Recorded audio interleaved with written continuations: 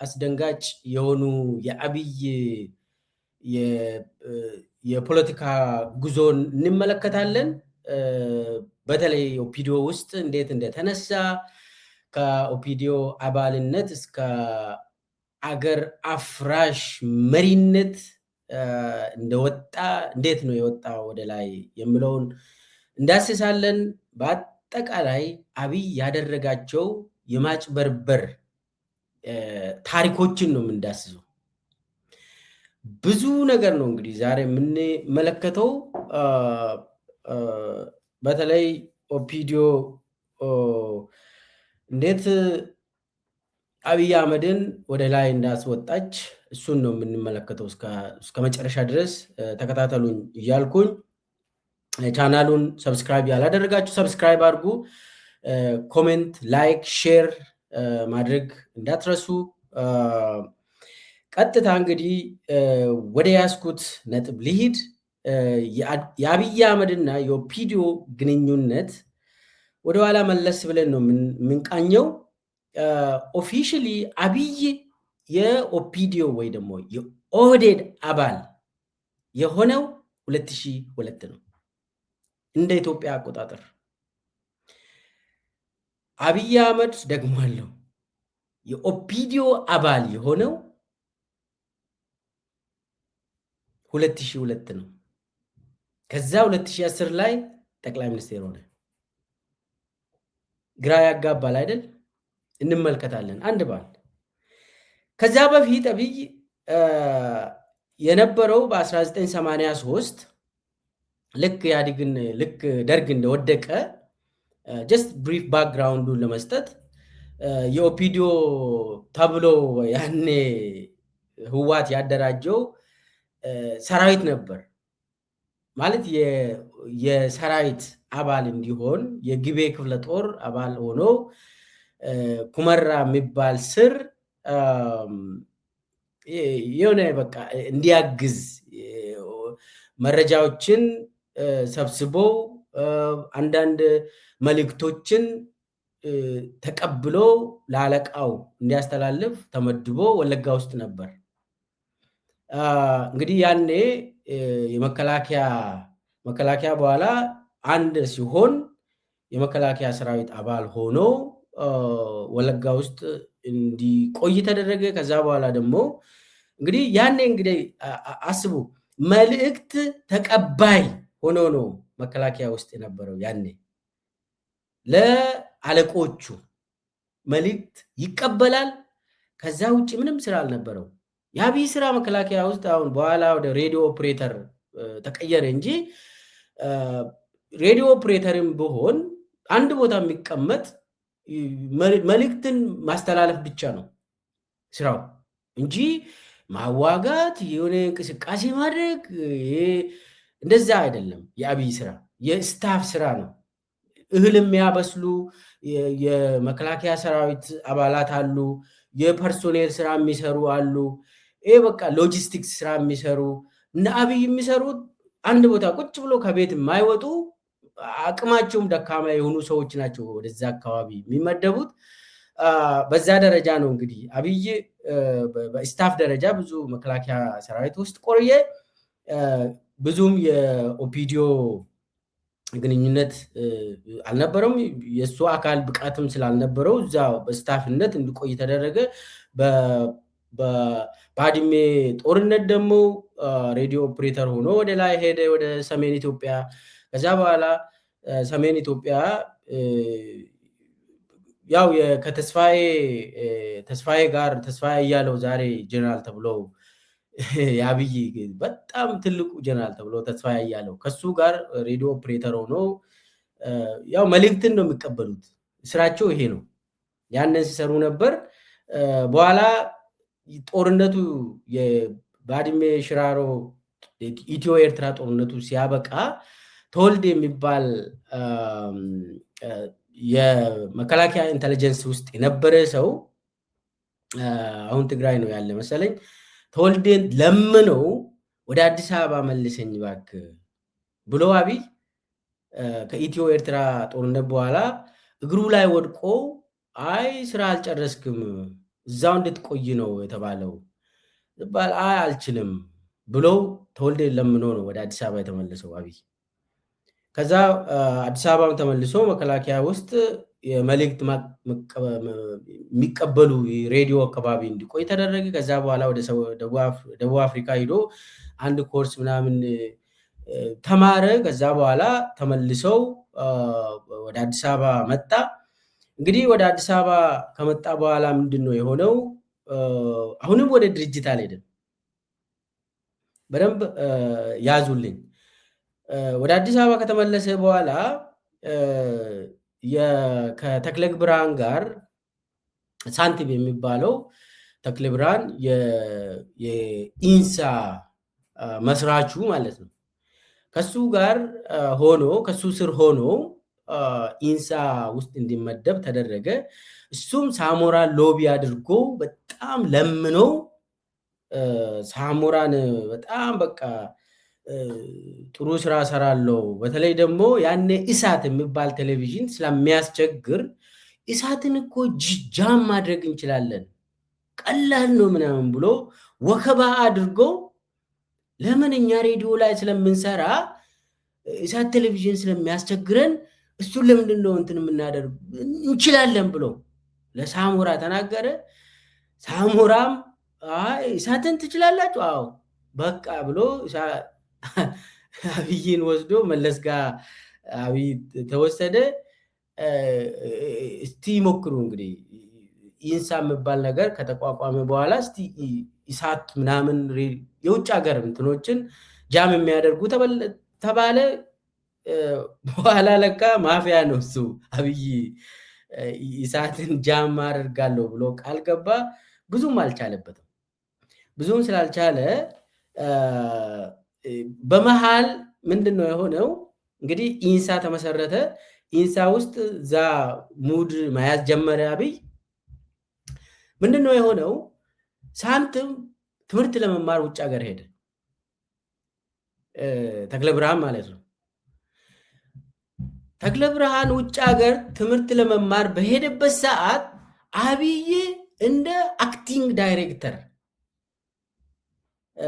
በውክልና ወስደው እንትን እንዲሰራ ተደረገ። ኢንሳ ላይ አክቲንግ ነው፣ ሙሉ አልተመደበም እና አክቲንግ ሆኖ ኢንሳ ላይ ለተወሰነ 1 ዓመት ከምናምን ሰራ። ያቺ 1 ዓመት ከምናምን ሲሰራ መለስ ይመለከተው ነበር። አብይ ምንድን ነው የምታደርጉ? ራሷን ታስተዋውቃለች። ዝም ብላ በቃ ይሁን ቀለም ትቀባለች፣ ቹፑድ ምናምን እንትን ታደርጋለች። በቃ የራሷን እንትን ማድረግ ራሷን ከፍ ከፍ አድርጋ ትናገራለች፣ ሰዎችን ታደራጃለች። አብይ መለስ አልወደዳት። ምንድነው ይሄ ሰው ምናምን ብሎ ይጠይቃል። ያን ስራ እየሰራ አይደለም፣ ብቻ ግን ራሱን እንትን ከፍ ከፍ ያደርጋል። ዝም ብሎ ምንም አይነት ስራ አይሰራም። ዝም ብሎ እዚህ ግባ የሚባል ስራ አልሰራም። ከዛ ከኢንሳ ሪፖርት እንግዲህ ኢንሳ ማለት ወሳኝ ተቋም ነው። ከኢንሳ ሪፖርት ወስዶ አብይ መለስ ወዲያውኑ አብይ እንዲባረር አለ። ይባረር፣ እየሰራ አይደለም፣ ይሄ ሌባ ውሸታም ነው አለ።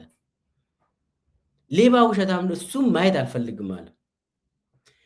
ከዛ ከኢንሳ እንዲባረር ሳንቲም ሲመለስ ከውጭ ሀገር ትምህርቱን ጨርሶ ሲመለስ አብይ ልክ ሳንቲም ሲደርስ አብይ እንግዲህ ከላይ ታዟል፣ የአንተ ፐርፎርማንስ ታይቶ ምንም ዋጋ የለህም ተባለ። ተባረረ፣ ከኢንሳ ተባረረ። ከዛ ከኢንሳ በብዙ ነገር ነው እንግዲህ እንትኑ ግምገማ የተደረገበት። መለስ አይቶ ነው ያባረረው። እና ከኢንሳ ከተባረረ በኋላ ምንድነው ያደረጉት? ተመስገን ጥሩኔ ጋር ነው የተባረረው። በነገራችን ላይ የኢንሳ ውስጥ ከተመስገን ጥሩኔ ጋር ነው የነበሩት። ተመስገንን ያኔ ዘበኛ ነው ያደረጉት። እዛው ኢንሳ ውስጥ ዘበኛ እንዲሆን ተደረገ። አብይ ዘበኝነት እንኳን አያገኝም ተባለ። ተባሮ መግቢያ ያጣ። የት ሊሄድ ብሎ ከዛ ምንድነው የሆነው? የተወሰነ ጊዜ ውጭ ሀገር የሱ ምስት ያኔ ዝናሽ ውጭ ሀገር ወጥታ ግሪን ካርድ አላት፣ ውጭ ሀገር ትኖራለች። ዝናሽ ታያቸው እሷ ጋር መጣ። እሷ ጋር መጥቶ እንደውም እኔ አሜሪካ ልኑር ታክሲ ሁሉ የነዳው እዚሁ ልሁን፣ ለምን መለስ ይገለኛል ብሎ ለምን ራሱ ነው የዋሸው። አብይ ራሱ ዋሽተው ነው የተባረረው ከኢንሳ። መለስም ፈርቶ በቃ እኔ አልመለስም አለ። ከዛ ተወሰነ ጊዜ አሜሪካ ቆየ ከዝናሽ ጋር። አሜሪካ ትንሽ ከቆየ በኋላ እሱ እንዳውም ወስኖ እዚሁ መቅረት አለብኝ ብሎ ከሚስቱ ጋር፣ ለምን ሚስቱ ኦልሬዲ እዚህ ሀገር ግሪን ካርድ ስላላት ያ ወስኖ እንትን ስል አባዱላ ያኔ እንግዲህ አባዱላ ያኔ ኦሮሚያ ፕሬዚዳንት ነበር። አባዱላ ጋር ሄደ። አባዱላ ጋር ሄዶ ይኸው እንደዚህ ተባረርኩኝ ወይ ውጭ ሀገር በቃ ሊጠፋ ነው፣ የት ልሂድ? እኔ ምን አጠፋው? ከመለስ ጋር ተጣልቻለሁ፣ እሱ አባረረኝ፣ የት ልሂድ ብሎ አባዱላ ጋር እግሩ ላይ ወድቆ አለቀሰ። አባዱላ ያኔ የኦሮሚያ ፕሬዚዳንት ነው። ከዛ ምንድን ነው ያጠፋ ብሎ ምንም አላጠፋውም ብሎ አባዱላ ጋር ስቅስቅ ብሎ አልቅሶ አባዱላን ያዘው። አባዱላ በቃ አይ ውጭ ሀገር አትሄድም፣ የሆነ ቦታ እንፈልግልሃለን ብለው እዛው ኢትዮጵያ ውስጥ እንዲቆይ ያደረገው ያው አባዱላ ጋር ሆነ። ከአባዱላ ጋር መንቀሳቀስ ጀመረ። እንዳውም አንዳንድ ሰዎች እንዲህ ማን ነው አንተ አጃቢ ከአንተ ጋር የሚሄደው ምናምን ብሎ አባዱላን ይጠይቃሉ። ያኔ ይህ እንግዲህ አሁንም እስካሁን የኦፒዲዮ አባል ሆነው ማዕከላዊ ኮሚቴ ምናምን እዛ ጋር ምንም የለም። የኦፒዲዮ አባልም አልሆነ። አባዱላ ጋር ይንቀሳቀሳል። ሰው ሁሉ የአባዱላ አጃቢ ነው ምናምን ብሎ ያያል። ማንም ሰው ኦፒዲዮ የሚባል ድርጅት አብይን አያውቅም። ኦሮሚያ የሚያስተዳድሩ ካቢኔ ካድሬ ምናምን ዞን አካባቢ ያሉ ማንም ሰው አብይን አያውቅም። ግን አባዱላ ጋር ይሄዳል። ከአባዱላ ጋር ይንቀሳቀሳል። ሰው ከአባዱላ ጋር ያየዋል። እንደዛ ያለ ቀጠለ። ምንድን ነው ያደረጉት? እንደገና ከተመስገን ጥሩነህ ጋር ተገናኙና ተመስገንን ለምንድን ነው ወይ ኦፒዲዮ ጋር እንሂድ ወይ ደግሞ ብአዴን ጋር እንሂድ ብሎ ጠየቀ አብይ። አይ ምናልባት የሚቀልልን ብለው ተመስገን ጥሩነህ ብአዴን ጋር ሂደን የብአዴን አባል እንሁን አለ።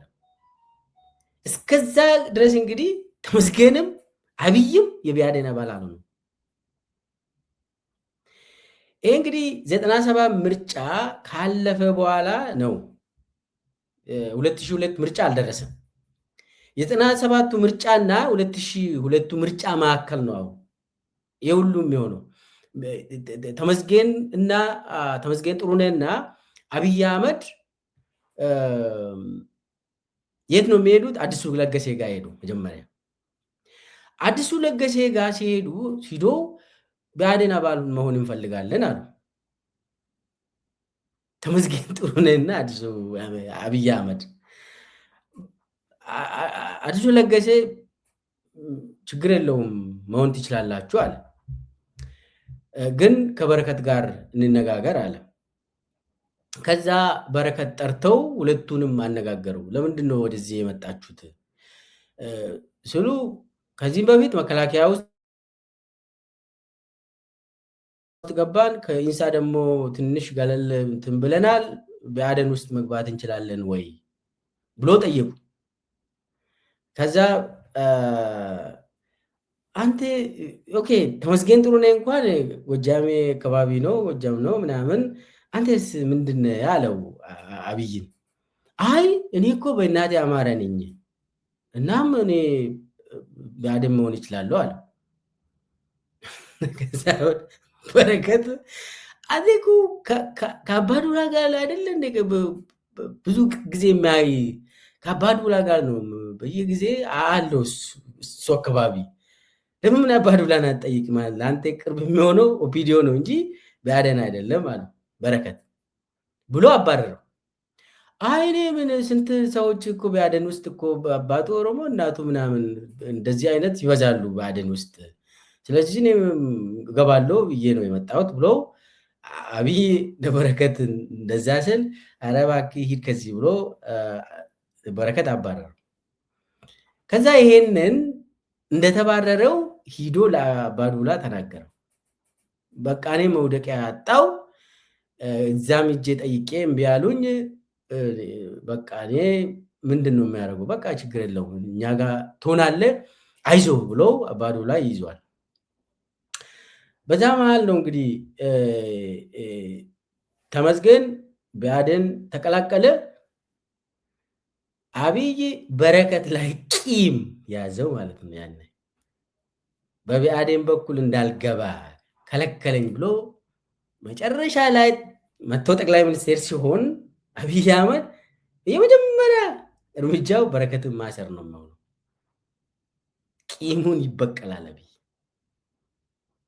ቂሙን ይበቀላል።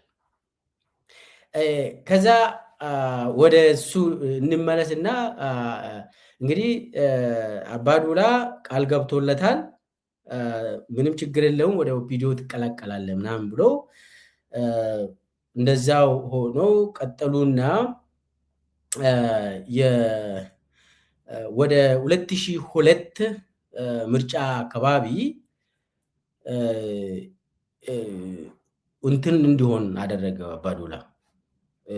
የኦፒዲዮ ጉባኤ አዳማ ላይ ተካሄደ 2002 መስከረም ላይ እና 2002 ተካሄደ። በዛ ጉባኤ አብይ አህመድ ዘው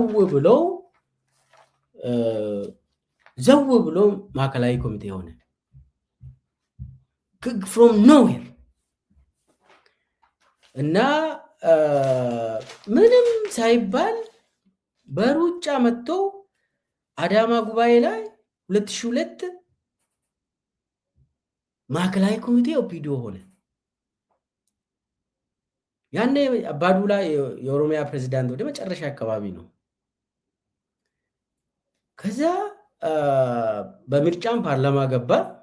አጋሮ አካባቢ ሂዶ በሻሻ አካባቢ አንድ ትምህርት ቤት አፍሮጽዮንን ለምኖ አፍሮጽዮን ነው በሻሻ ላይ ትምህርት ቤት ከፈተለት። ከዛ ለአብይ ነው ያሰራ ተባለ እና ያኔ እዛ ትምህርት ቤት ከፈተ ምናምን ተብሎ ፓርላማም ገባ። እንዴት ነው ፍሮም ኖዌር የኦፒዲዮ ማዕከላዊ ኮሚቴ የሆነው? አካሄዱ ልንገራችሁ። አካሄዱ ምንድን ነው የሆነው? አባዱላ ይዞት አዳማ ሄደ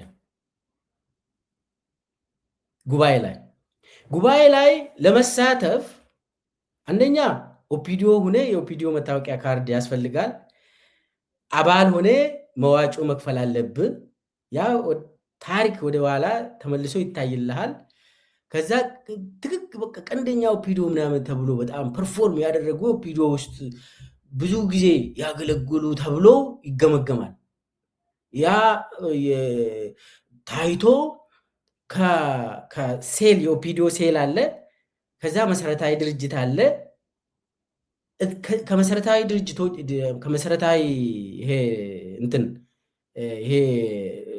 እንትን ለምሳሌ በክልል ደረጃ ብዙ መሰረታዊ እንትኖች አሉ።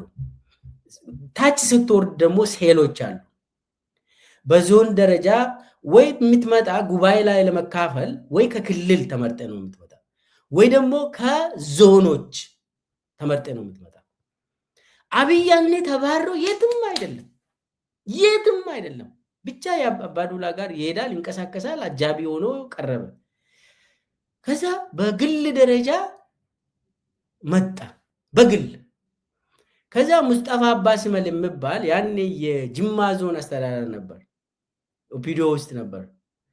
እና ሙስጠፋ አባስመል ያው የዞን አስተዳደር ስትሆን ኦሮሚያ ውስጥ የኦፒዲዮ ማዕከላዊ ኮሚቴ ትሆናለህ። እና ሙስጠፋ አባስመል ኦፒዲዮ ማዕከላዊ ኮሚቴ ስለነበር አባዱላ ጋር ተነጋግሮ ሙስጠፋ አንተ ጠቁመው ማዕከላዊ ኮሚቴ ውስጥ እንዲገባ አለው አባዱላ። ከዛ እኔ ደግሞ ሰከንድ አደርገዋለሁ፣ እንግዲህ ፕሬዚዳንት ሆኖ ያው ሰከንድ አደርገዋለሁ አለው። ይሄ ሙስጠፋ የሚባለው እጁን አውጥቶ ሰው ሲጠቆም አብይ አህመድ ብሎ ይጠቁማል። ይሄ 2002 ነው መስከረም እንደ ኢትዮጵያ አቆጣጠር። ሙስጠፋ አባስመል እጅ አውጥቶ አብይ አህመድ የኦፒዲዮ ማዕከላዊ ኮሚቴ ይሁን ብሎ እጅ አውጥቶ ይጠቁማል። ከዛ የኦፒዲዮ ጉባኤተኞች ብለው ለምን አብይን አቁ ማነው እሱ ብሎ ዞር ብሎ አዩ። አብይን አይቶ አቁ ዞን አስተዳደር ሆኖ አያውቅም። ወረዳ ውስጥ አልነበረም። የኦሮሚያ ቢሮ ውስጥ አልሰራም። ፌዴራል ውስጥ የምታወቅ ቦታ በፖለቲካ ማድረግ አልሰራም። ኦፒዲዮች እሱም ማየት ፈለጉና እንትን አሉ። ከዚያ አባዱላ እጁን አውጥቶ አብይ አህመድን ሰከንድ አደርገዋለሁ አሉ። ከዛ መጀመሪያ ጉባኤተኛ ያለው ጸጭ በቃ ዝም። አባዱላ ሰከንድ ካደረገ አብቅተዋል 100% ገቢ ነው ብሎ ማለት አባዱላ ራሱ ሙሉ አባል ሆኖ መቅረብ ይችላል። አባዱላ አንድ ሰው የኦሮሚያ ፕሬዝዳንት ነበር። ያው ኦፒዲዮን ሼፕ ያደረገው አባዱላ ነው እና አባዱላ ሰከንድ ሲያደርገው በቃ አባላቱ እሱ ለአብይ ቮት ማድረግ የግድ ነው። ለምን ጣፋንታ አባዱላ ላይ ነው የወደቀው። ስለዚህ ኦፒዲዮ ውስጥ ገባ። ሰተት ብሎ ኦፒዲዮች አብይን አያውቁም፣ አብይም ኦፒዲዮን አያውቅም። አብይ የሚያውቀው አባዱላ ነው እንጂ ኦፒዲዮ አባልን አያውቅም። ከ2002 በፊት አዳማ ላይ ኦፒዲዮ ውስጥ ሰተት ብሎ ገባ። ማንም ሰው የማያውቀው በማንም የማይታወቅ ሰው በስተጀርባው የት ምን እንደሆነ የማይታወቅ ሰው ድርጅት ኦፒዲዮ ውስጥ ገባ። ማዕከላዊ ኮሚቴ ውስጥ ገባ። አንድ ሙስጠፋ ያኔ ሲጠቁም አብይ አህመድ ጥሩ ሰው ነው፣ የኛ አባል ነው፣ የኛ መሰረታዊ ምናምን አባል ነው፣ ሴላችን ውስጥ ውሸት። አብይ የጅማ ዞን አስተዳደር ውስጥ አልነበረም። እዛ ውስጥም የኦፒዲዮ መታወቂያ ካርድ አልነበረው። ማንም ሰው ወደኋላ መለስ ብሎ ሪሰርች ማድረግ ይችላል። ማንም ሰው እኔ እየተናገርኩ ያለሁት ፋክት ነው። ኦፒዲዮ አባል ሆኖ በፖለቲካ መዋጮ ከፍሎ አቅም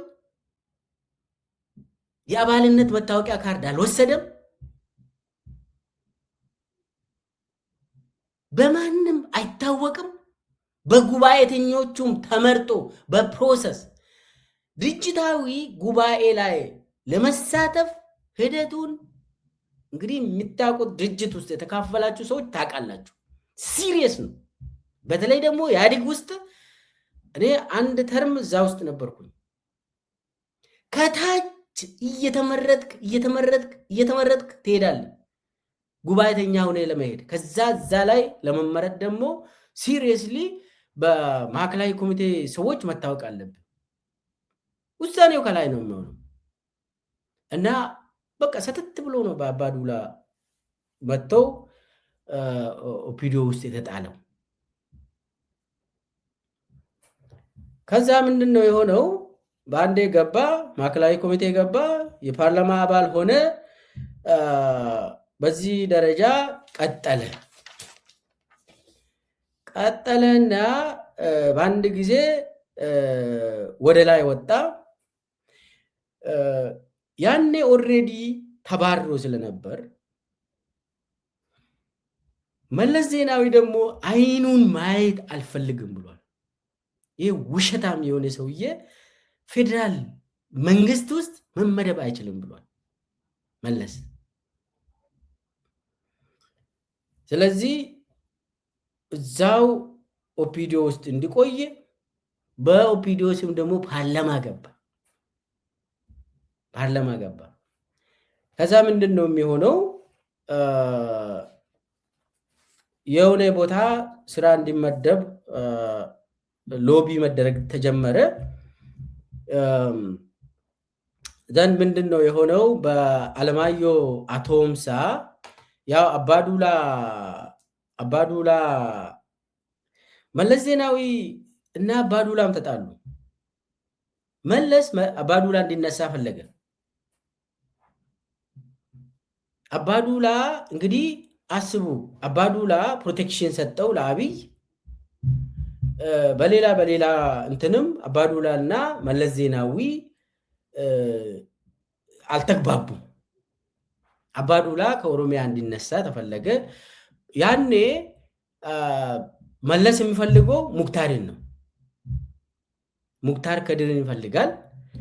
አባዱላውም ደግሞ ሙክታርን አይፈልግም። በዚህ መካከል አባዱላ ሲገመገም ያኔ ብቻውን ለአባዱላ የተናገረው ያው መለስ በነበረበት መድረክ ላይ አባዱላ ሲገመገም አባዱላ ሌባ ሆነ፣ የሱ ቤት ምናምን እሱ ቤት ያሰራ ኦሮሚያ ውስጥ እኮ አንድ ቦታ ቢሰበሰብ አንድ ወረዳ ይሆናል ምናምን ብሎ የአባዱላ መሬት፣ የአባዱላ ቤት፣ የአባዱላ ምናምን አንድ አካባቢ ቢሰበሰብ አንድ ወረዳ አድርገን መሾም እንችላለን እዛ ላይ ብሎ መለስ ዜናዊ ሲያወራ ብዙ ሰው አልተደሰተም። አባዱላ ደግሞ ለተወሰነ ማለት በኦሮሚያ አካባቢ ስለሚዞር ተወሰኑ ስራዎችም ስለሰራ ተወዳጅነት አግኝቶ ነበር አባዱላ ያኔ። ለማም ከአባዱላ ጋር ቆመ። ለማ ከአባዱላ ጋር ሲቆም ብቻውን ነው። ሌሎቹ ኦፒዲዮ የስራ አስፈጻሚ እንዳለ አባዱላ ይነሳ ሲሉ ለማ አይ አባዱላ ይቀጥል አለ። ከዛ መለስ ለማን እዛው መድረክ ላይ ኦርፈን ብሎ ሰደበው። መለስ ለማን አንተ ዲፌንድ እያደረግከው ያለውን ሰው አታውቅም፣ አባዱላ አይጠቅምም፣ መነሳት አለበት፣ ለኦሮሞ ህዝብም አይጠቅምም ማለት ለማ እንደዚህ ተናዶ ያው መለስ አለቃ የኢትዮጵያ አለቃ ነው፣ የኢህአዴግ ሰብሳቢ ነው። ኦርፈን ብሎ ለማን ሰደበው። ለማም ያኔ በቃ ያው ሲሪየስሊ ጉዳዩን ማየት ጀመረ። እንግዲህ ያኔ አብይ ሩቅ እንትን ነው እንግዲህ ያኔ አብይ ምንም ስልጣንም አልነበረውም። ምንድነው የሆነው? በዚህ መሃል መለስና አባዱላ ሲጣሉ የመለስ ፍላጎት ሙክታር ሲሆን ኦኬ ያንተ ፍላጎት አይሆንም አለማየሁ ይሁን ብሎ አባዱላ አለማየሁን ጠቆመ። በቃ አለማየሁ የኦህዴድ ሰብሳቢም ሆነ የኦሮሚያ ፕሬዝዳንትም ሆነ አለማየሁ አቶምሳ በጣም ተወዳጅ ሆኖ ቀረበ። በተለይ ደግሞ ሙስና ላይ ብዙ ተዋጋ። መጨረሻ ላይም በዚህ ምክንያት ነው በመርዝ የገደሉት። የእሱ አገዳደል በጣም ያሳዝናል። የአለማየሁ አቶምሳ ከፈለጋችሁ ዲቴሉን ማቅረብ ይቻላል። የአለማየሁ ግድያን በተመለከተ ሶ አለማየሁ ቶምሳ ተገደለ። ሳይገደል በፊት ኦሮሚያ ፕሬዝዳንት ሆኖ ሙክታር ከድር ወደ ስልጣን ሳይመጣ በፊት አብይ አህመድ አለማየሁ ጋር ገባ። የሆነ ቦታ አስመድበኝ ባክን ብሎ አለማየሁን ይጀነጅናል፣ ይጠይቃል። በተለይ ደግሞ ኢቲቪ ዳይሬክተር መሆን ይፈልጋሉ። አለማየሁ ቶምሳ ደግሞ የኢትዮጵያ ቴሌቪዥን እንትን ዳይሬክተር ነበር፣ ሰርቷል። ዳይሬክተር ሆኖ ኧረ አብይ ኢትዮጵያ ቴሌቪዥን ዳይሬክተር ሆነ አትችልም፣ በጣም ትልቅ አቅም ስለሚፈልግ ለአንተ እንደዛ አይነት ቦታ ሳይሆን ብሎ አለማየሁ ይነግሯል። ትንሽ ወደ ታች ያሉ አንዳንድ ስቲ ሴንተሮችን ፈልገን እንመድባለን አለው። በቃ የሆነ ቦታ መድበኝ እኔ መመደብ ፈልጋለሁ ምናምን ብሎ ከዛ የለመነ በኋላ ባዱላም ለአለማየሁ ነገረው። ባክን እርዳውና የሆነ ቦታ ይመደብ ምናምን አለው።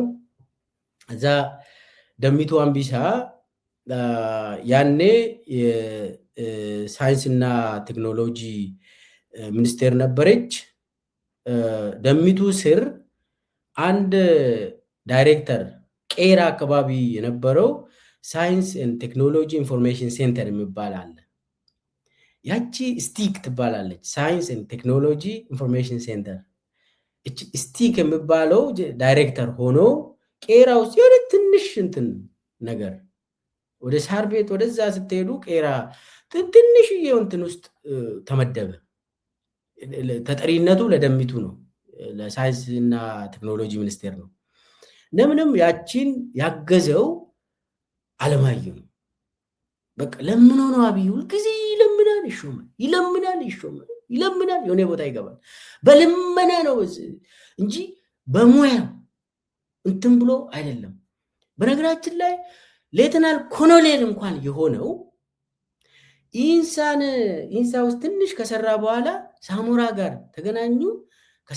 ሳሞራን ጀንጅ ነው የሆነ ፕሮሞሽን የለኝም እኔ ሻለቃ እንኳን አልሆንኩም፣ መቶ አለቃ እንኳን አልሆንኩም ምናምን እያለ ሲያለቃቅስበት መጨረሻ ላይ ሳሞራ ሌተናል ኮሎኔል አደረገው። ኢንሳ ሳይባረር በፊት ከኢንሳ ሳይባረር በፊት ፎርማል አይደለም። በነገራችን ላይ ዝም ብሎ በቃ በሂደቱ ዝም ብሎ በቃ ሻለቃ እንኳን ሳይሆን በሂደቱ አላደገም። ዝም ብሎ በቃ ሌተናል ኮሎኔል ለምኖ ነው የሚወስደው እያልኩ ነው። ሁልጊዜ ይለምናል። እዛ ጋር ኢንሳም እኮ የገባው ለምኖ ነው። በስንት በቃ ሳሞራን ለምኖ ነው ኢንሳም የገባ። ተክለ ብርሃን ሳንቲምን ለምኖ በየቦታ ይለምናል። ለምኖ ነው እሱ ቦታ የሚያገኘው አብይ እንጂ ሰርቶ። ከዛ እንግዲህ አለማየሁን ለመነ። ኢቲቪ ዳይሬክተር አድርገኝ እዛ እንዲገባ አግዘኝ አለው፣ እምቢ አለው። ከዛ ያቺ ሴንተር ስቲክ ሴንተር የምትባለው ቄራ እንዲገባ ተደረገ። እንግዲህ ማዕከላዊ ኮሚቴ ሆኗል፣ የፓርላማ አባልም ሆኗል። ግን ደግሞ እዛው ታች እንዲመደብ ተደረገ። ከዛ በኋላ ምንድን ነው የሆነው? መለስም ሞተ። መለስ ከሞተ በኋላ ትንሽ ረፍት አገኘ አብይ። ከዛ በኋላ ምን ሳይንስና ቴክኖሎጂ ለመግባት እንትን መለስም ሞተ፣ አለማየሁም ሞተ። ከዛ ሙክታር መጣ። ሙክታር ስር ደግሞ ገባ። ሙክታር ስር ገብቶ በቃ የሆነ ቦታ ማንተም በሌለኝ እኔ አንድ ቦታ የሆነ እቺ ቄራ ውስጥ ልሞት ነው አለ። ቄራ ውስጥ ልሞት ነው እኔ ብሎ ሙክታር ስልጣን ከያዘ በኋላ ለምነው ወደ ቴክኖሎጂ ሚኒስቴር ሄደ። ደምቱን ፈንግሎ ወሰደ ማለት ነው። ደሚቱ አንበሳ ዘን ምንድን ነው የሆነው? የምርጫ 2002 ምርጫ 2002 ተካሄደ ነው።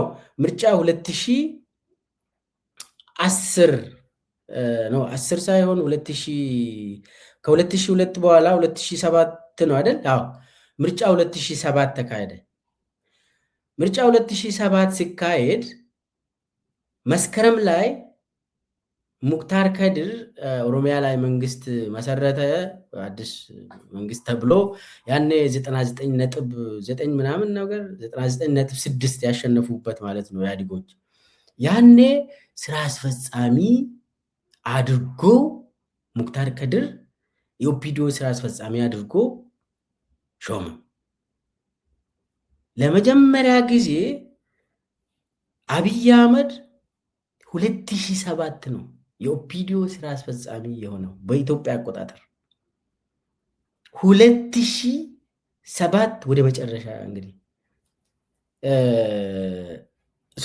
ያኔ እዛ ገባ። 2007 ስራ አስፈጻሚ ሆነ። 2010 ጠቅላይ ሚኒስቴር ሆነ። ስራ አስፈጻሚ 3 ዓመት እንኳን አልሆነም።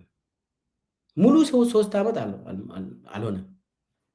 የኦፒዲዮ ስራ አስፈጻሚ ሆኖ አብይ 3 ዓመት እንኳን አላገለገለም።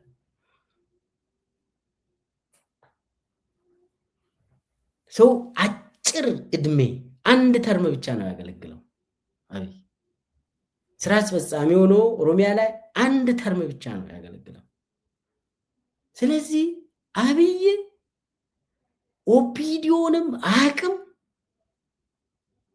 ኦፒዲዮ ራሱ አብይን አቅም ተጠቀመበት እንጂ አብይ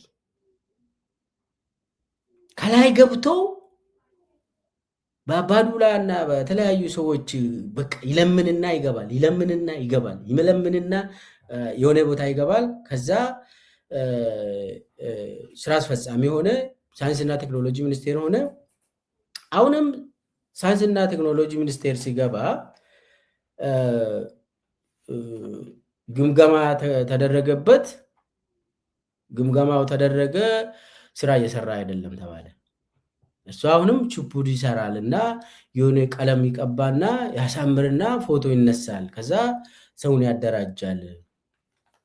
ስለዚህ ሰውየው ይሄ ሰው እንዲባረር ተደረገ ከሳይንስና ቴክኖሎጂ ሚኒስቴርነት።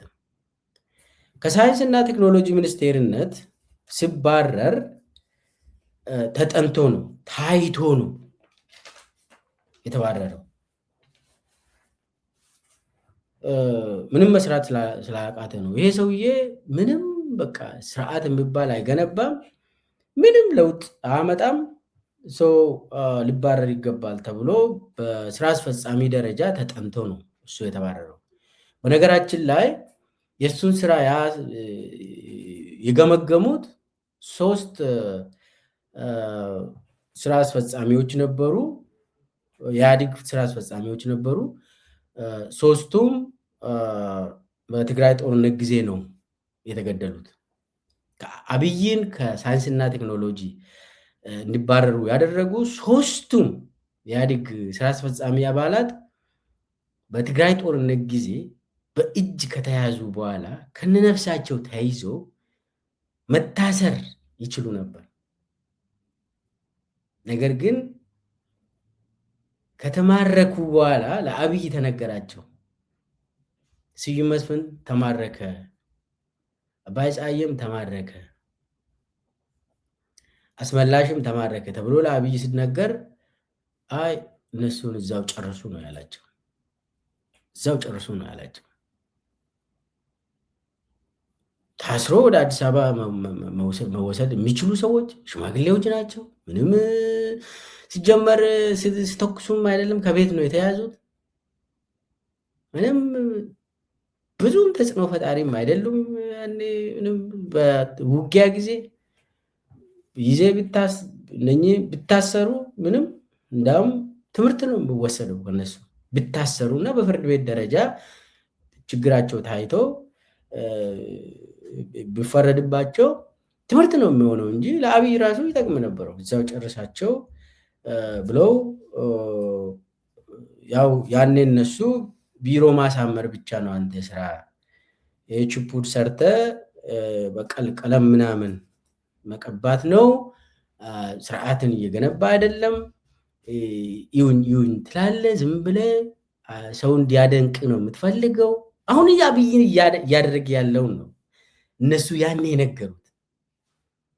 አንተ የሰው ማለት የስራ ሰው አይደለም፣ አገርን አትለውጥም፣ ሚኒስቴር መስሪያ ቤትንም አትለውጥም። ስለዚህ አንተ እንደውም የወረዳ አስተዳደር መሆን አትችልም ብለው ነው ያባረሩት። ያችን ቂም ይዞ ገደላቸው። እኔ ታስረው ለፍርድ ቢቀርቡ ይቻል ነበር። ሰው ስለሆኑ አንዴ ከያዝከው ይሄ የጦር ወንጀል ነው። ከማረክ በኋላ ሰውን መግደል አትችልም። የፈለገ ጠላት ቢሆን ማረክ በአንተ እጅ ናቸው አይደል? ከዚያ በኋላ ቀጥታ ማሰር ትችላለህ። ግን አብይ ያኔ እንደዚህ ያደረገ። ኦኬ አሁን ከሳይንስና ቴክኖሎጂ ተባረረ በብቃት ማነስ። ምንድን ነው የሆነው? ወደ ኦፒዲዮ እንደገና ወደ ኦሮሚያ ሄደ። ከዛ ለማ ወሰደው። ወደ መጀመሪያ አሁንም ዳግም ወደ ውጭ ወጣ። ምስቱ ውጭ ሀገር ስለነበረች ወደ ውጭ ሄደ። አይለው ይገሉኛል እያለ መመለስም አልፈለገም።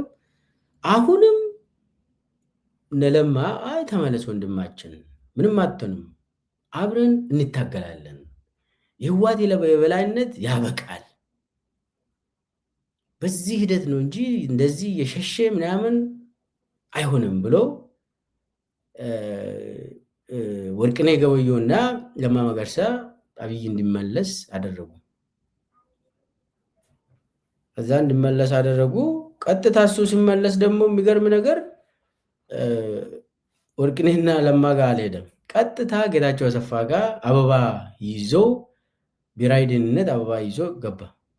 ይውሰዱኝ ወደሱ ምናምን ብሎ ከዛ አበባውን ይዞ ጌታቸው አሰፋ ሰጥቶ እባክን አታስረኝ፣ አትግደለኝ፣ መጥቻለሁ፣ የምትፈልገውን ነገር ሰራለሁ በቃ ምናምን ብሎ ጌታቸው አሰፋ አለ በህይወት መናገር ይችላል።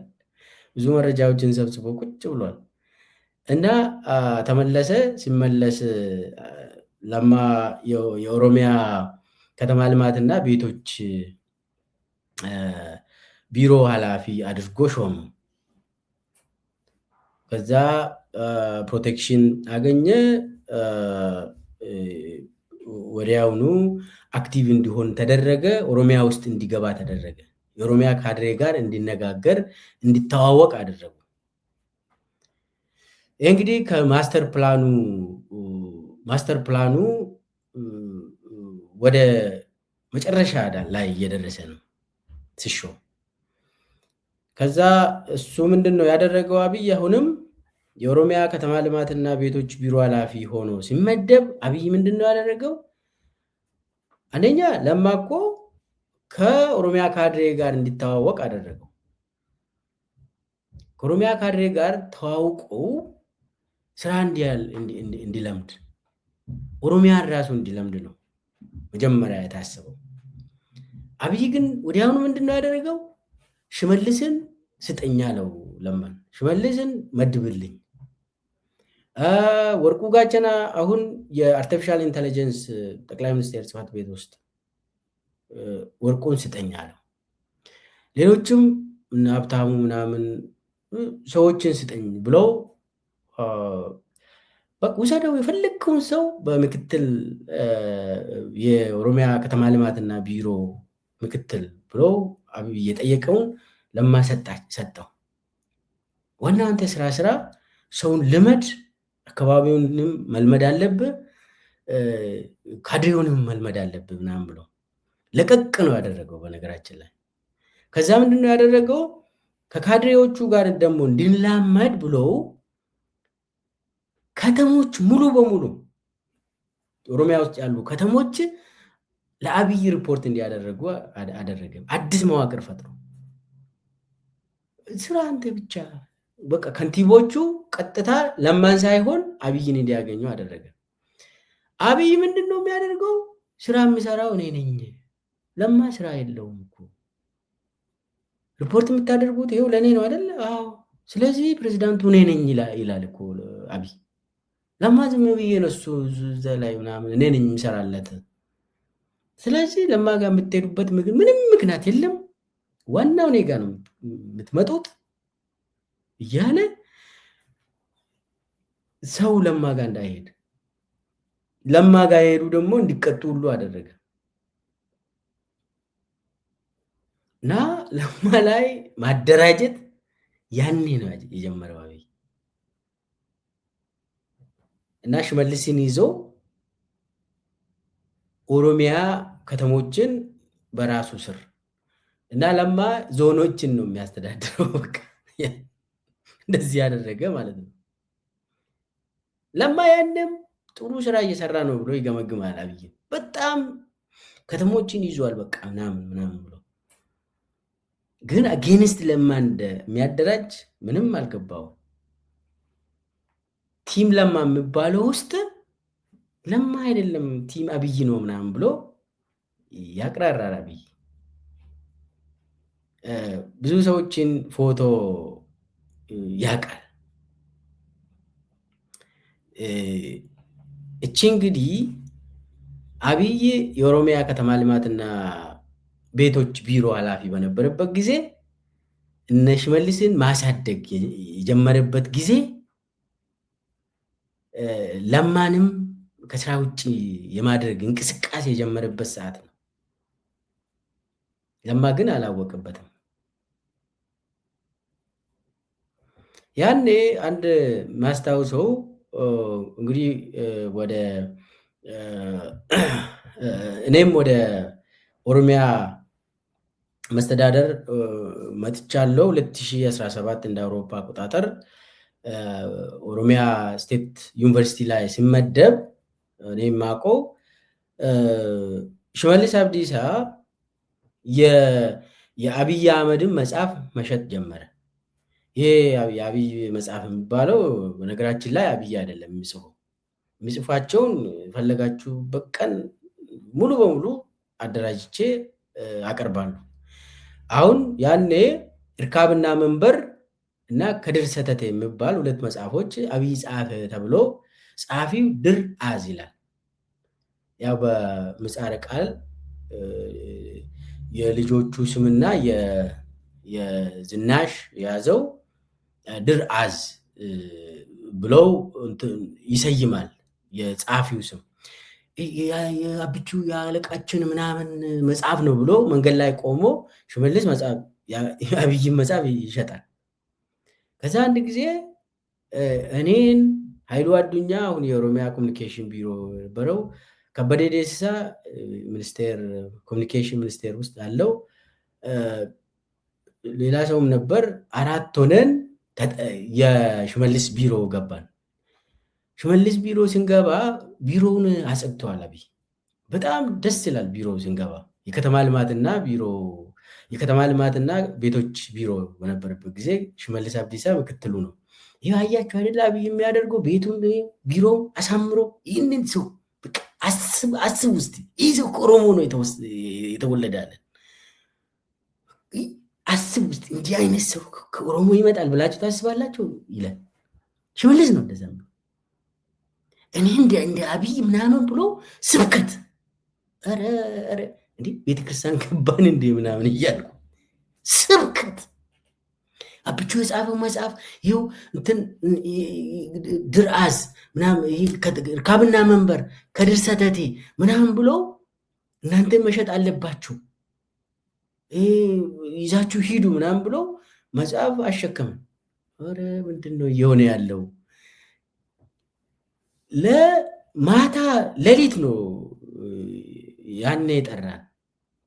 እሱ ቢሮ የገባ ነው ሌሊት ማለት ከምሽቱ 3 ወይ 4 ሰዓት አካባቢ ነው የገባ ነው። ስናወራ 2 ሰዓት በላይ አውርተን ሽመልስ አብዲሳ ስለ አብይ ብቻ መሰበከ ኢትዮጵያ ውስጥ በቃ አብይ ነው ያለ ምናምን ብሎ አንድ ስለ ለማ አላወራም።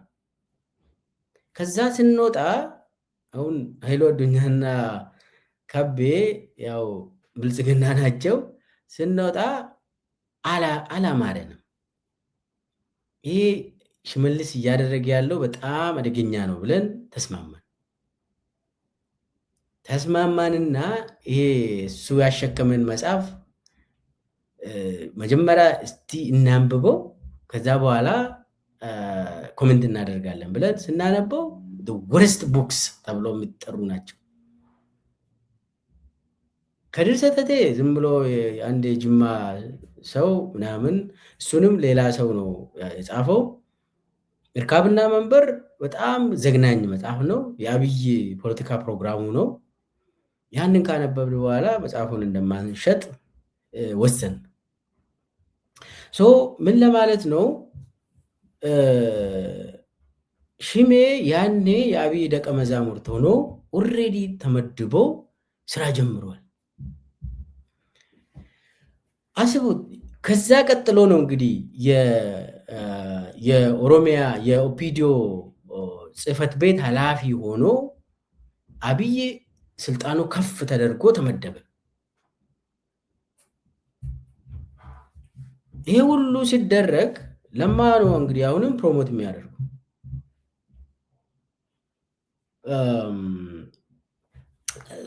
ኦፒዲዮ ውስጥ 3ኛ ሰው ሆኖ ተመደበ። የኦፒዲዮ ጽህፈት ቤት ኃላፊ ስትሆን የኦፒዲዮ ሰብሳቢ ለማ መገርሳ፣ ምክትል ሰብሳቢ ወርቅነህ ገበዩ፣ ጽህፈት ቤት ኃላፊው አብይ አህመድ ሆነ። ብዙ ጊዜ አይቆይም እኮ ይሮጣል። ከአንድ ወደ ሌላ ምንም ፋታ አይሰጥም። በሩጫ ነው የሚሄደው። የማጭበርበር ስራ ነው የሚሰራ። በፍጥነት ነው ደግሞ የሚያጭበረብረው። ጊዜ አይሰጥም። ይሄ ስካም የሚያደርጉት ኦንላይን ስካመሮች አሁን ምንድን ነው የሚያደርጉ? በፍጥነት ነው አንተ ገልብጤ ሳታስብ ወዲያውኑ ገንዘብን ይወስዳሉ አይደል? ስካመሮች በቃ ልትሞት ነው በቃ በፍጥነት ሁልጊዜ አብይ የሚያጭበረብረው በፍጥነት ነው። ጊዜ አይሰጥም እና ፋስት በሆነ መንገድ መጥቶ 3ኛ ሰው ሆነ። ያለምንም ስራ ብቃት ዝም ብለው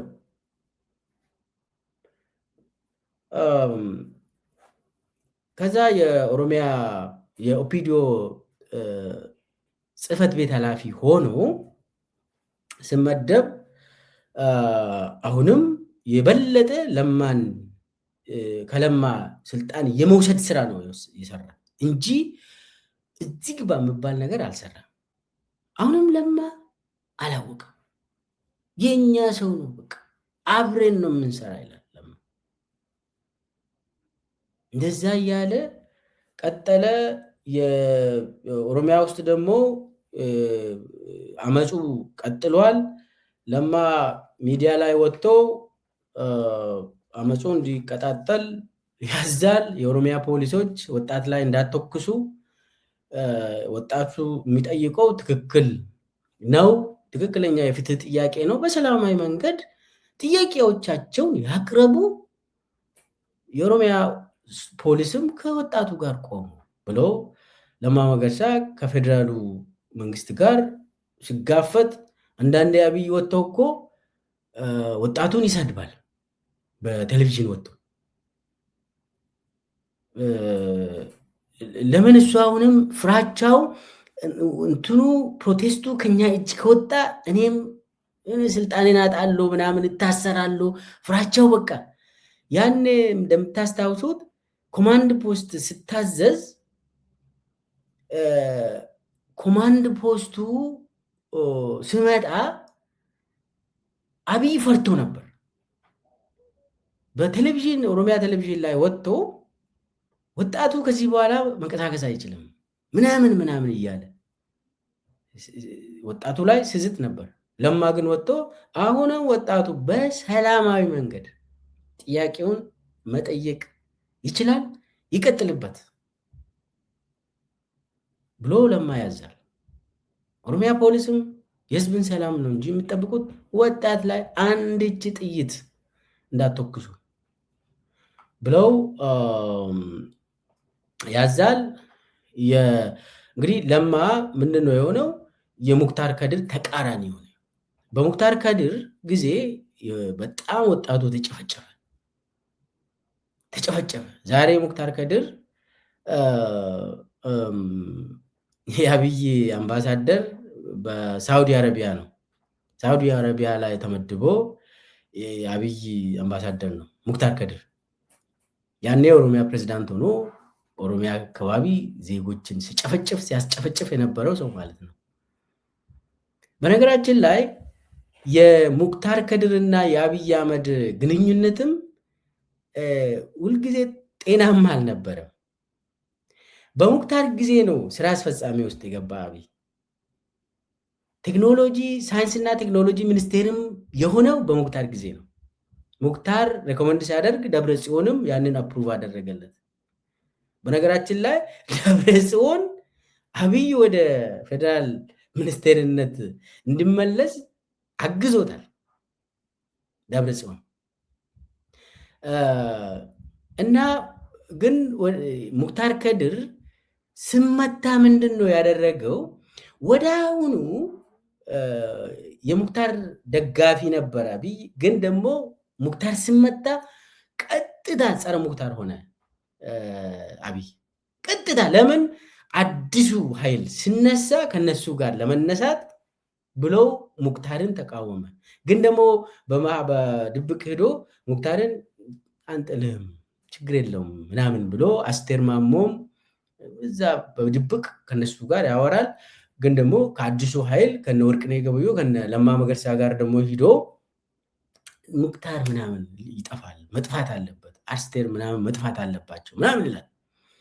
እንዳውም ወደ መጨረሻ አካባቢ የሆነ የማዕከላዊ ኮሚቴ ግምገማ ነበር። ሙክታር ከተነሳ በኋላ ከዛ ምንድን ነው የሆነው? ሙክታር ራሱ ተናዶ አብይ አህመድ ዱርዬ ነው ብሎ ተናገረ ግምገማው ላይ። ይሄ ሰው በጣም ዱርዬ ነው፣ ማታ ማታ ለሚስቴ ይደውላል፣ እንዲህ አይነት ሰው አይቼ አላቅም፣ ነግሬዋለሁ፣ መሴጅ ምናምን ለእሷ ይጽፋል ብሎ ሙክታር ተናግረዋል። ይሄንን ያኔ የነበሩ የኦፒዲዮ ማዕከላዊ ኮሚቴ ያውቃሉ። ይህ አብይ የሚባለው ዱርዬ ከሽለቤ ዳ ምናምን አለ። ለእኔ ሚስት ሁሉ ይደውላል ለሊት ምናምን ብሎ ከዛ በኋላ ግን አብይ ዋናው ነገር የሚፈልገው ስልጣኑን ከተቆጣጠረ በኋላ ሙሉ የሱ ተገዢ ከሆንክ ሙሉ በቃ ከፈለግ ግደለኝ ምንም በቃ ብለህ እጅ ከሰጠ ትሰራለህ። ዋጋ እንደሌለ ካወቀ ያሰራል አብይ። ግን ደግሞ የሆነ ሰዓት ትነሳለህ፣ ይህ ሰው ይነሳል ብሎ አብይ ካሰበ ያጠፋል። ስለዚህ አሁን ሙክታር የማይነሳ ለአንዴና ለመጨረሻ ጊዜ ኦሮሚያ ላይ በፖለቲካ የሞተ ሰው ስለሆነ መደበውና አሁን ሙክታር ምን ብሎ ያወራል አሉ? እኔ ሙስሊም ነኝ፣ ስለዚህ ጅማ አካባቢም አንተ የምታውቀው ሰዎች በዚህም ደረጃ እንዲደራጁ አድርግ። እኔም ሳውዲ ላይ የመደብኩ ለዚህ ነው። ለሳውዲዎችም የምትናገረው አብይ እኮ እንትን ነው እንጂ ሙስሊም ነው ብለ እነሱንም ማሳመን በዛ ደረጃ ስራ በሃይማኖት ብዙ ርቀት ሂደ ማሳመን አለብህ። ባክ ሆም ጅማ ውስጥም በሪያድ ስትኖርም ሳውዲ አረቢያ ውስጥም በዛ ደረጃ አብይ እኮ እድገቱም ምኑም ሙስሊም ነው ብለ አሳምን ተብለው ያንን ደግሞ ሙክታር ይህንን ለሰው ተናግሯል።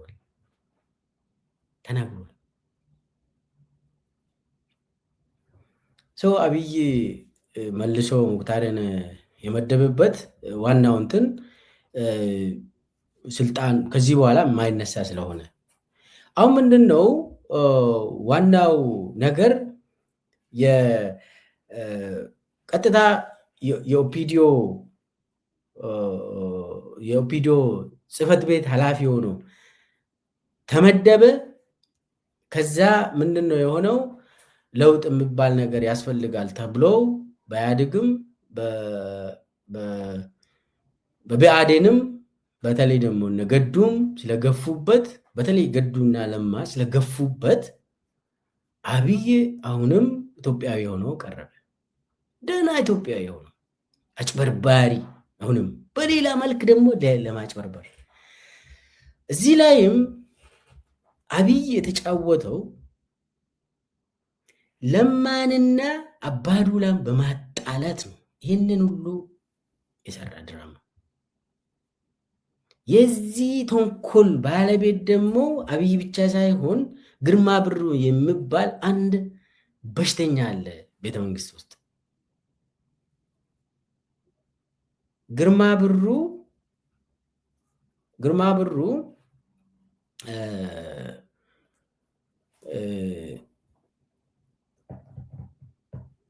የሱ በጣም ሰፋ ይላል። የግርማ ብሩ በጣም ሰፋ ይላል። ወንጀሉ በጣም ይሰፋል። እና አባዱላንና ለማን ያጣሉ እንደሱ ናቸው። ከዛ አባዱላና ለማ እስከ ዛሬ ድረስ ተጣልቶ ነው ያሉት። እስከ ዛሬ ድረስ አንዳንዴ አባዱላ ሚዲያ ላይ ሲወጣ ለማን ነካ ያደርጋል አውቆ ኔጌቲቭሊ። ለማ ሚዲያ ላይ ወጥቶ ስለማቅ ሰውንም ስም አላነሳም። ያ ሁሉ የአብይ ድራማ ነው። ይሄ መጀመሪያ አባዱላ ጠቅላይ ሚኒስቴር እንዲሆን ምናምን ነበር። አባዱላ ጠቅላይ ሚኒስቴር እንዲሆን ለማ ራሱ እኮ ደግፎ ነበር። ያንን ያበላሸው አብይ ራሱ ነው። አባዱላ ያኔ በህዋት ዘንድም ኦኬ አባዱላ ጠቅላይ ሚኒስቴር ሆነ ብሎ እነ ህዋትም ስለደገፉ አባዱላ ብዙ ችግር አይፈጥርም ተብሎ ነበር። ያንን እንትን አድርጎ እኔ እዚህ መሃል ቦታ የለኝም ብሎ አብይ ያንን ስላሰበ የግድ አባዱላ እና ለማ እንዲጣሉ ማድረግ ነው። ከዚያ በኋላ ሰተት ብዬ እወጣለሁ ብሎ እንትን አደረገ። ያኔ ደግሞ ለማ የጨፌ ኦሮሚያ አባል ስለሆነ አብይ ደግሞ ኦልሬዲ የፓርላማ አባል ስለሆነ በቃ ዝግጁ ነኝ፣ በቃ ቀጥታ ምረጡኝና ወዲያውኑ ይሆናለሁ ምናምን ብሎ በቃ አዋከበ። ለማና አባዱላ ሲጣሉ አባዱላ አብይ ደገፈ። አብይ ሰተት ብሎ የኦፒዲዮ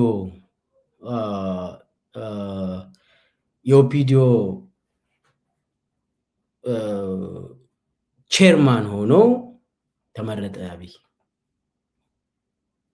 የኦፒዲዮ ሊቀመንበር ሆኖ ተመረጠ።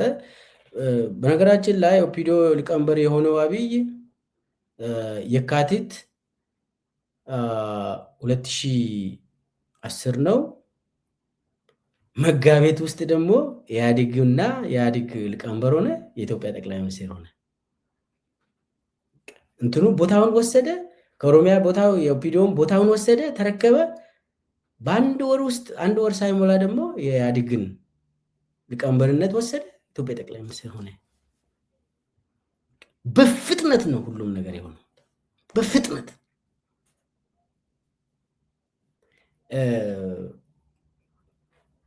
ሰው አንዳንድ ጊዜ አብይ አህመድ እኔ ከልጅነቴ ጀምሬ ጠቅላይ ሚኒስቴር ለመሆን ነው ማን ነው ንጉስ ለመሆን ነው ሳስብ የነበርኩት ለዛም ስሰራ ነበርኩኝ።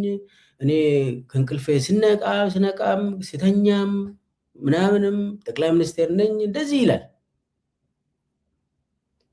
ይሄ ውሸት ነው። በማጭበርበር ነው ወደ እንትን የመጣ በየቦታ የማጭበርበር ስራ ነው የሰራ። ኦፒዲዮንም አያቅም፣ ድርጅታዊ አሰራር የሚባል አያቅም። በዚህም በዛም እያፈነ እንትን እያደረገ ነው ቀጥታ ወደ አገር አፍራሽ መሪነት የወጣ። ምንም ኢትዮጵያ ውስጥ እኮ ጠቅላይ ሚኒስቴር ለመሆን ወይ የሀገር መሪ ለመሆን ድርጅታዊ አሰራር ውስጥ ነው የምታልፈው። ወይ ደግሞ በጦር ተዋግተ እንደመለስ አሸንፈ ትገባለህ። አብይ በጦር ተዋግቶ አሸንፎ አልመጣም።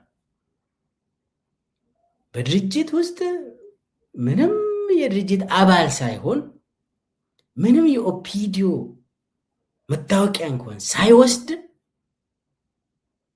ማዕከላዊ ኮሚቴ ሆነ። አንድ መዋጮ እንኳን ከፍሎ ሳያቅ እኔ እንኳን ለምሳሌ ለ2 ዓመት የኦፒዲዮ ሌላ ጊዜ ኦዲፒ የሆነው ማዕከላዊ ኮሚቴ ሆኜ በሰራበት ጊዜ መታወቂያ ነበረኝ። መዋጮ ከፍላለሁ፣ ምን ይላለው።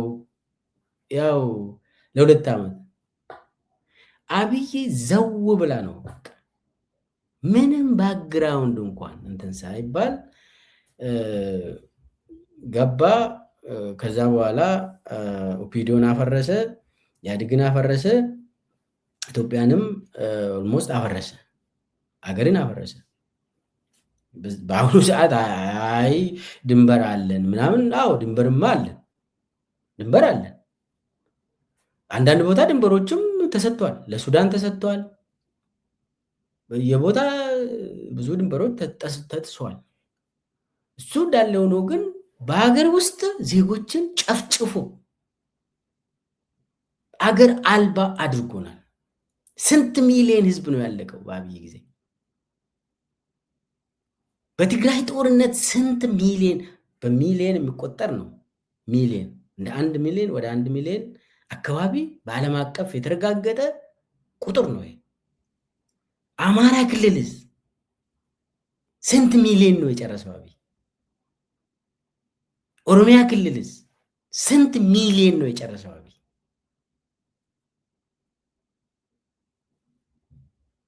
በየቦታ ሰው ተፈናቅሎ በሃይማኖቱ በብሔሩ ተገሎ ተቃጥሎ ምን ኤቭሪቲንግ አየን አይደል? የኢትዮጵያ ህዝብ ብዛት እንደው በአብይ ጊዜ ቀንሷል። አብይ ሁል ጊዜ የኢትዮጵያ ህዝብ ብዛት 50 ሚሊዮን መብለጥ የለበትም ብሎ ያምናል አብይ። ለዚህ ደግሞ እየሰራ ነው፣ እየገደለ ነው። አገር አፍራሽ የሆነ ሰውዬ በኦፒዲዮ ውስጥ ገብቶ አንዳንዴ በቃ እንደ ስራ አንድች ነገር ሰርቶ አንድ ወረዳ እንኳን በአግባቡ አስተዳድሮ የማያውቀው ሰውዬ፣ አንድ ዞን ኃላፊ እንኳን ያልሆነ ሰውዬ በቢሮ ደረጃ እንኳን እቺ ከተማ ልማትና ቤቶች ቢሮ የምትባለው ተወሰነ ጊዜ መራ። እሱ የሚያውቀው ምንድነው? ለአብይ ሽልማት ይሰጠው ከተባለ ቢሮውን ያሳምራል፣ ቀለም ቀቢ ነው፣ ችፑድ ምናምን ይወዳል። እሱን ደግሞ ኮሪዶር አገር አደረገ። ኮሪዶር በቃ ብልጭልጭ ላይ በቃ እሱ ላይ ይሸለማል። አዎ ከዛ ውጪ አንደኛ አገርን እንደዚህ አፍርሶ ደግሞ አገርን እንደሚወድ ምናምን ያወራል። አታላይ የሆነ ሰውዬ፣ በማጭበርበር የሚሸለም ሰውዬ።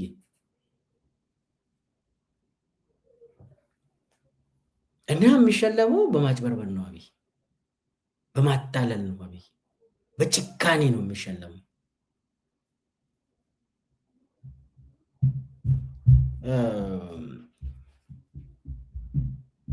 እና ለዚህ ሰው ነው እንደ የምትሞተው? በተለይ ደግሞ መከላከያ ሰራዊት አባል ሆነ ለዚህ አይነት ሰው ነው የምትሞተው? ካድሬ እንኳን ሆነ ለዚህ አይነት ሰው ነው የምትሞተው? በማጭበርበር። በተለይ ደግሞ ኦሮሚያ አካባቢ ይህ ሰውዬ የማይታወቅ ሰው ነው። በውስጥ ገብቶ በቃ መጣ። ሰው እንኳን ጊዜ አግኝቶ ሳያሰላስል በጭንቅላቱ ውስጥ እንደው ምን አይነት ሰው ነው ብሎ ሳይረዳ በፍጥነት እስካም አድርጎ ቀጥታ ቤተ መንግስት ገባ። አንድ ግለሰብ እኔ አንዳንዴ መለስ ቀድሞ ነው ያወቀ። እንዲህ አይነት ሰው አጥፉ፣ ከዚህ ሁለተኛ ዳግም እሱን ማየት አልፈልግም ብሎ አለ መለስ። እኔ መለስ አድናቂ አይደለሁም፣ ግን ደግሞ ልክ ነበር። አብይ ወደ ፌዴራልም አይደለም ወደ ኦሮሚያም ወረዳ ላይ ራሱ መመደብ የሌለበት ሰው ነበር። ስህተት ተሰርቷል። እስካም ነው የተደረግነው። አብይ እስካመር፣ በጣም ፕሮፌሽናል እስካመር ነው አብይ። ይሄ ኢንክሪፕሽን ምናምን ተምሬያለሁ ደቡብ አፍሪካ ብዬ ሂጄ ምናምን ብሎ አብይ አንድ ኮርስ ውሸትን ተምሯል። እንዴት በትክክል መዋሸት እንደምትችል መሸወድ የምትችል ምናምን የምለውን አንድ ኮርስ ወስዷል። ከዛ ውጪ በተለይ ኢንተለጀንስ ላይ ትሬኒንግ የለውም፣ ሙያ የለውም። በነገራችን ላይ አንዳንድ ጊዜ ስለላ ምናምን ሰው ነው ሰላይ ነው አብይ ምናምን አይደለም። አንድች ሙያ የለውም፣ አልሰለጠነም ስለ መሰለል ራሱ። የአብይ ሰላዮች እኮ እናውቋለን አይደል? አብይ የሰለጠነው በአደባባይ ላይ ውሸትን ደጋግመ ተናግረ እውነት ማድረግን ተምሯል። ያንም እየተገበረ ነው ኢትዮጵያ ላይ። ለዚህ አይነት ሰው ነው የምትናገረው? እንዲህ አይነት ሰው ነው የኢትዮጵያን የሚመራ? አሁን ደግሞ በአዲስ መልክ መተናል ይላል አብይ። በአዲስ መልክ ፕሬዚዳንት ሁኜ ልቅረብ፣ የኢትዮጵያ ፕሬዚዳንት ብላችሁ ትጠሩኛላችሁ እያለ ነው። ይሄ ሰው ነው መቀጠል ያለበት? ኖ ወይ! ግድያ ይቁም፣ ኢትዮጵያ ነፃ ትውጣ።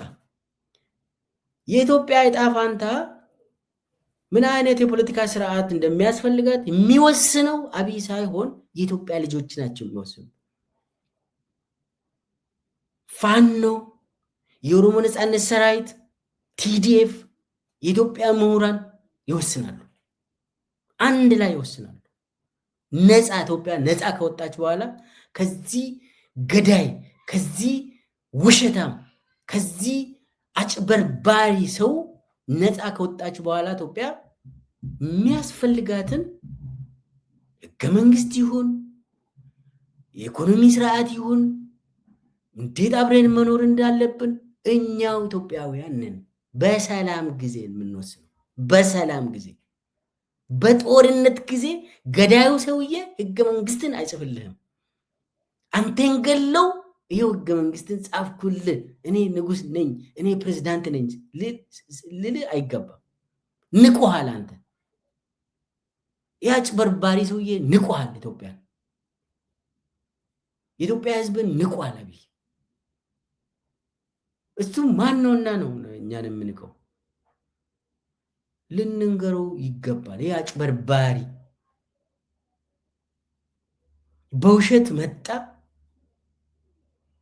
በውሸት የመጣበት መንገድ አያዛልቅም። መመለሻ የለም። እና በየጊዜው እየዋሸ በየጊዜው እየለመነ ሰውን እየለመነ ፓስተሮቹን ሰብስቦ እግራቸውን እያጠበ እየሸወደ አይሆንም።